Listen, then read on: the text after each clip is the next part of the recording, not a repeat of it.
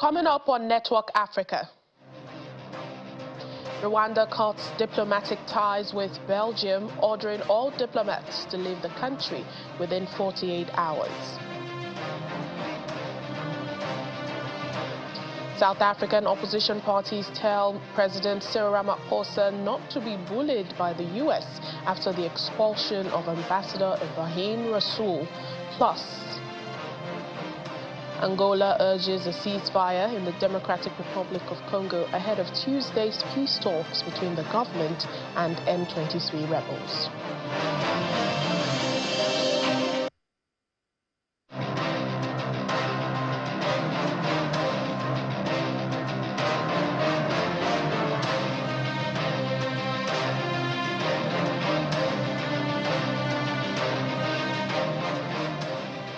Hello and welcome to the program this week. I'm Layo Olarinde.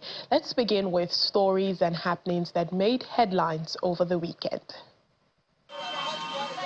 Locals in Kinshasa are urging the country's leader, President Felix Tshisekedi, to move forward with talks with M23 fighters who have seized large parts of eastern DRC. As expected, peace negotiations are set to take place in Angola. Residents are faced with more uncertainty as Tshisekedi has so far remained apathetic to opening dialogue with the Rwandan-backed group. However, in recent weeks, pressure has increased from locals and neighboring countries for the Congolese government to sit at the negotiation table. Since we do not have peace in our country, let the president please negotiate with the M23. But we want to ask that the people with whom he negotiates with be Congolese. If they are Rwandans he is negotiating with, he should step down, because these are bad people for our country.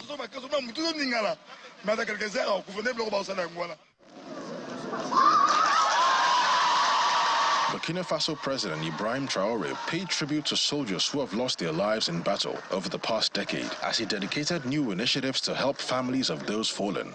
He announced during the conference in Ouagadougou new initiatives to focus on care for widows and orphans of those who have died. The government will aim to bring in schooling for children, socio-professional integration of widows and orphans, and financial support for entrepreneurship. We want to act effectively on behalf of our wounded and our widows and orphans. We need to have an agency specially dedicated to this, because there are many services. The country and its surrounding Sahel region have seen widespread terror attacks in recent years and account for over half of all terrorism-related deaths in the world. You can rest assured that we have almost won this battle. We are going to win. Our Burkina Faso would be at peace, because that's the price paid by our fallen comrade. We assure you that Burkina Faso will be at peace. Le manque de fichiers est vraiment un problème très sérieux. On Saturday, hundreds of Egyptians came together in Cairo's Mataria suburb to share a communal Ramadan iftar, uniting at a large celebratory table to break their fast. Locals gathered around iftar table as volunteers handed out meals. People can be seen singing Ramadan songs in the ornately decorated neighborhood, as well as holding up flares. Hosting a lively and joyous mass iftar on the 15th day of Ramadan has grown into a cherished annual tradition in the Mataria suburb. Ramadan, the 9th month in the Islamic calendar, is a holy time for Muslims around the world, commemorating the first revelation of the Quran to Prophet Muhammad. Throughout the month, believers perform night prayers and fast from dawn to dusk as a sign of devotion and self-discipline. As the end of the month approaches, preparations for Eid al-Fitr begin, bringing joy and widespread social gatherings. To our main stories for today, Rwanda has cut diplomatic ties with Belgium and ordered all of the European countries' diplomats to leave the country within 48 hours. In a statement on Monday, the Rwandan Ministry of Foreign Affairs and International Cooperation accused Belgium of consistently undermining Kigali during the ongoing conflict in the Democratic Republic of Congo. Well, in a swift response from Brussels, Belgium said Rwandan diplomats are also no longer welcome in the country, adding that Belgium regrets the decision of Rwanda to cut off diplomatic ties.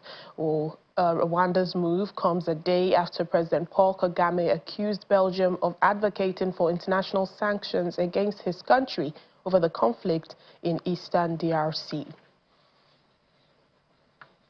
In the meantime, Angolan President João Lourenço, who is current chair of the African Union, has called for an immediate ceasefire in the ongoing conflict in the eastern region of DRC. President Lourenço is urging all parties to stop hostilities in an effort to create a peaceful atmosphere for the upcoming peace talks. According to a statement from his presidency, the ceasefire must include all hostile actions against civilians and halt any attempts to gain new positions in the conflict zone. The talks are set to take place in Luanda, Angola's capital, on March 18, where the DRC government and the M23 rebels are expected to meet for the first time in 3 years. The DRC government has not officially confirmed its participation, but the M23 has expressed its support for Angola's peace initiative, calling on President Felix Tshisekedi to publicly commit to the direct negotiations. The conflict in DRC has escalated recently, with the rebels capturing key towns in North and South Kivu province and displacing thousands and worsening the humanitarian crisis in the country.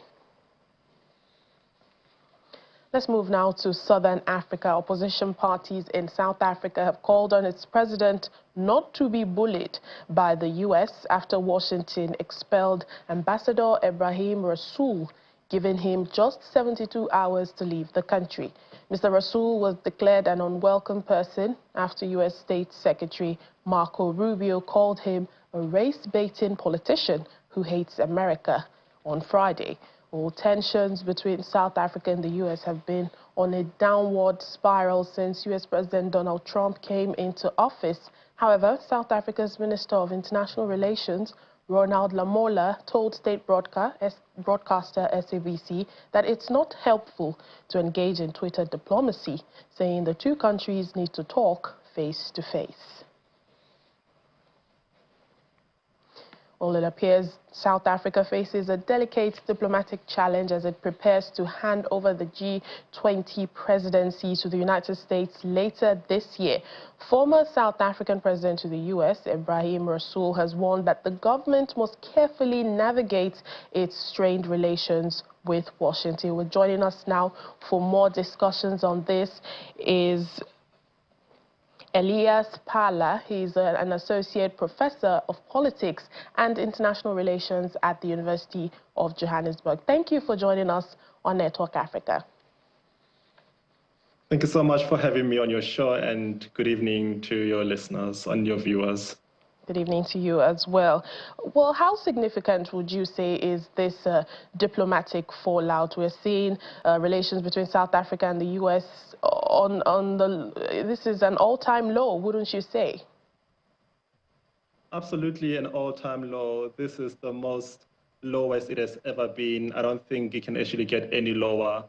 With the expulsion of the South African ambassador to Washington, Mr. Ebrahim Rasool, this obviously comes after a series of engagements and a series of activities from the part of Washington where they actually previously, made some, litany of executive orders where South Africa was actually lambasted for quite a number of issues, including the most recently passed land expropriation bill, which America completely denounced as completely racist, but also as excluding certain classes and certain races in South Africa. So obviously, there's been a number of activities. Even prior to that, we've had, as a result of the misunderstandings around the expropriation bill, having America declaring South Africa's ambassador not only a persona non grata, but somebody who's supposed to leave at least within a space of 74 hours. Indeed, and talking about that misunderstanding, we also know both countries don't see eye to eye on a number of issues, talking about the Gaza war. But this is sure to have potential consequences for trade and most especially bilateral relations, isn't it? Well, there's obviously a lot of speculations that have been made around why America's turn towards South Africa has suddenly turned, hostile, or you can say like suddenly it has turned out to be quite precarious, the relationship between South Africa and Washington. Now, people obviously have always speculated, the Gaza issue, South Africa taking Israel to the International Criminal Court, and where Israel was accused of committing genocides, and of course the court ruled to a large extent in favor of South Africa's assertions that there may actually be possibly acts of genocide being committed. Now it seems to me, as per everybody else's assertions, that South Africa is actually being punished for having the audacity to take Israel to the ICC. And I make this argument primarily based on a sequence of events that took place after South Africa took Israel to the ICC, International Criminal Court, where pretty much we've had Republican, senators, pretty much actually saying that South Africa has to be punished for what it did. And we saw that, with the recent administration of Donald Trump actually, assuming the role of the presidency in the White House.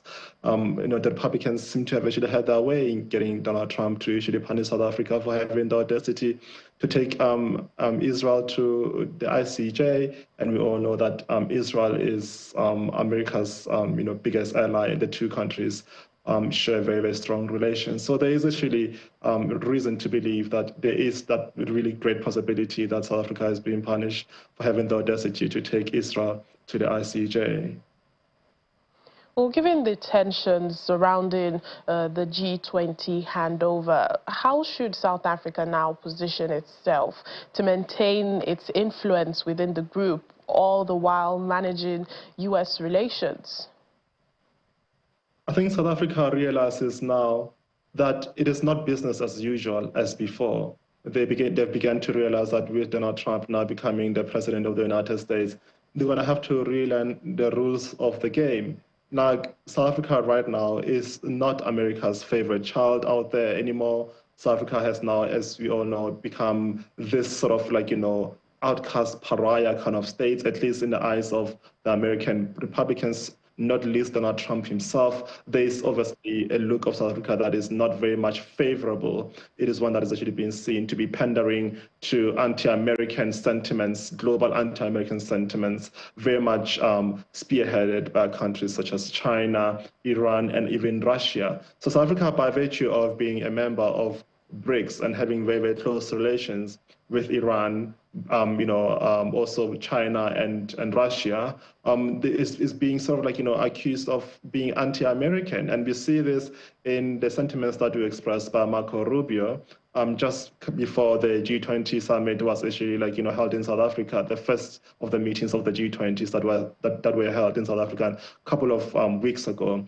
where he refused to actually attend and actually boycotted this event. And he said that he doesn't have time to mollycoddle anti-American sentiments at countries that seem to be very much hell-bent on being anti-American. Now, what he means by that is not just talking about Russia, not just talking about China and also Iran, but he's also specifically referring to South Africa, because South Africa is the host. Now, you can actually have your ideas or perhaps hold on to your own views about how the world seems to be anti-American. But if the host is actually calling you into a meeting, a G20 meeting, and you refuse to attend, primarily because you believe that there's actually that you don't have time to mollycoddle anti-Americanism, you are pretty much painting the host with the same brush that you're actually painting Iran, Russia, and China. And I guess South Africa this time around is being punished also for having very close relations with China, Russia, and Iran through BRICS, of course, and of course through other channels. All right then, Elias Parler, Associate Professor of Politics and International Relations at the University of Johannesburg. Thank you for your insights on our program. More than welcome. Welcome back to the program. UNICEF's Director of Emergency Programs, Lucia Elmi, has just returned from Sudan, assessing the impact of the conflict on children there who have been displaced and with hunger destroying their young lives. She says Sudan's children are trapped in one of the world's worst humanitarian crises and 1 million of them need aid. In addition, nearly 16 million children are also out of school, with girls facing grave risks, including sexual violence. She is calling on the world to act now because, according to her, the children of Sudan cannot wait. We are visiting Al Houri camp in Gedaref that is hosting approximately 600 families who have been displaced 3 or 4 times in the past 2 years. The level of crisis in Sudan is unprecedented. 3.3 million children are at risk of acute malnutrition, and more than 700,000 children in the whole of Sudan are at risk of severe acute malnutrition. And there are over 17 million children that have been out of school for nearly 2 years. We need to have, of course, food, we need to have water and sanitation, and we need to have those communities protected. And we need resources, we need funding. For 2025 alone, UNICEF needs $1 billion to set up and scale up the humanitarian assistance.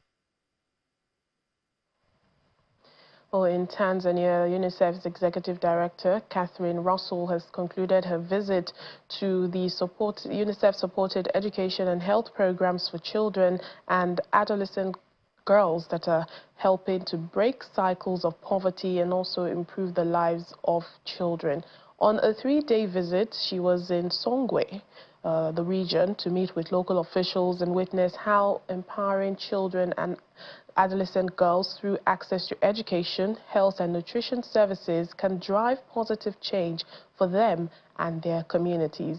The UN Children's Agency says it is working with the government and partners in Tanzania to put in place policies and investments that support children, especially girls, to access education, community-based health and services, and also to reduce child marriage and early pregnancies.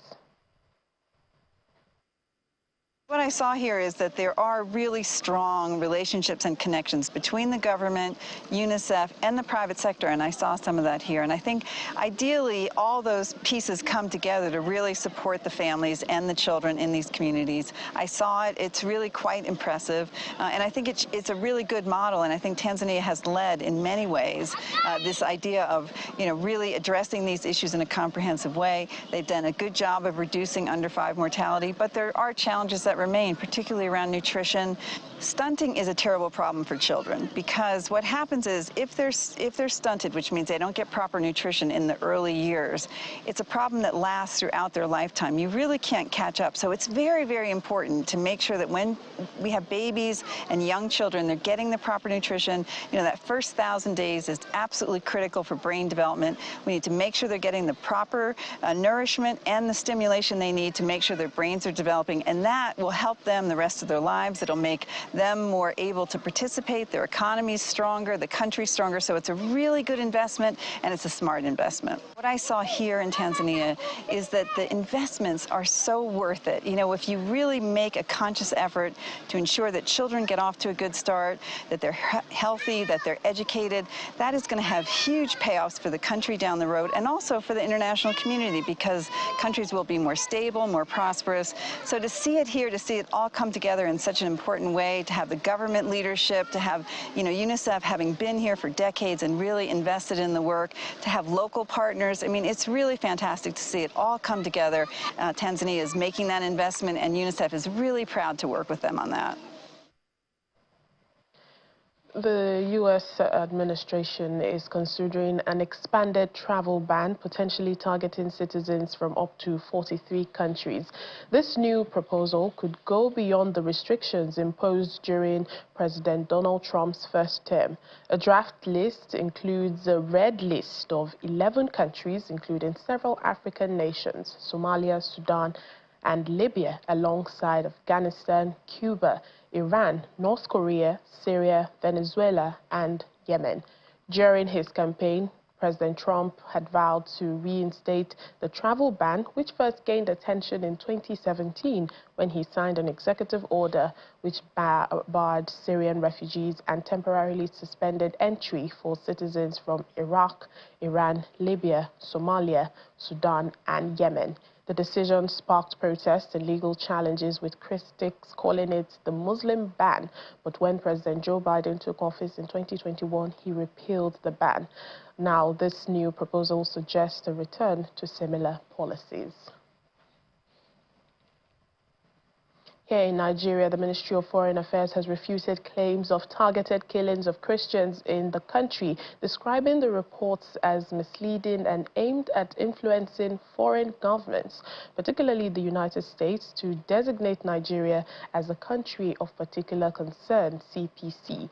In a statement, the ministry stated that while the federal government acknowledges the security challenges in the country, these incidents are not religiously motivated or targeted at any particular faith group.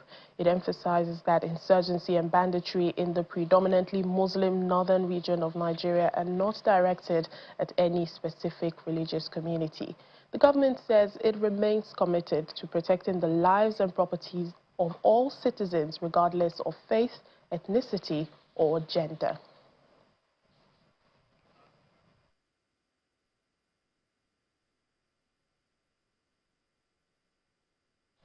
African countries need to pool efforts together to withstand the impending economic global uncertainty brought on by U.S. President Donald Trump's trade tariffs. The comment was made by Professor of International Economic Relations of the Covenant University and the consultant ECOWAS Common Investment Market, Professor Jonathan Aremu. Speaking on our Foreign Affairs program, Diplomatic Channel, Professor Aremu says ideally the World Trade Organization should have intervened in the tariff wars, but in the meantime, Nigeria and other African countries need to implement the AFCFTA and other economic continental policies.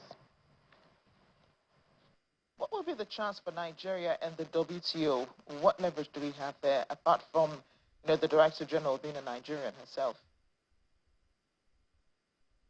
The Nigerian being the Director General of WTO may not have much effect, because the chances of Nigeria and WTO is based on the level of our tradable within the organization. And when you look at it, our trade volume and value is so low to be able to command the desired pressure on the WTO, even if the Director General of WTO is coming from Nigeria.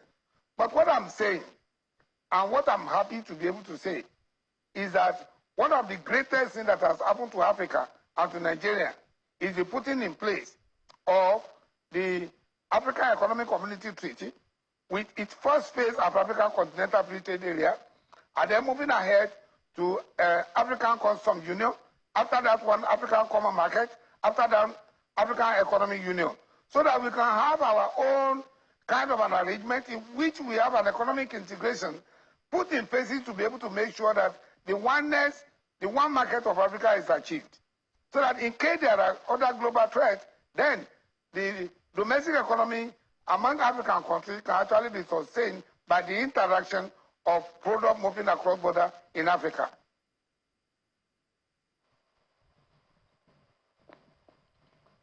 You can watch the full interview with Professor Aremu as he analyzes the Trump trade tariffs on Diplomatic Channel. It airs tonight at 8:30 p.m. on Sky 515 in the UK and at 11:30 p.m. on DSTV 420. And as we end the program today, let's meet an Egyptian strongman and wrestler who has set a new Guinness World Record by pulling a 279-ton train using only his strength and his teeth. Ashraf Kabonga pulled the locomotive and several carriages nearly 10 meters along the tracks at the Ramses station in Cairo.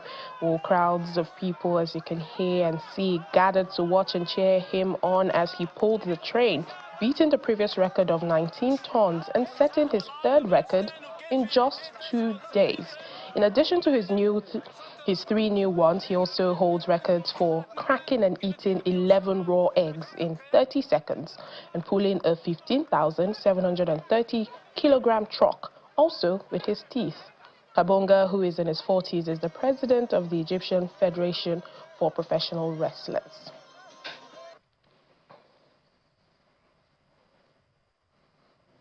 And that's it on the program for today. Thank you so much for watching. I'm Layo Olarinde.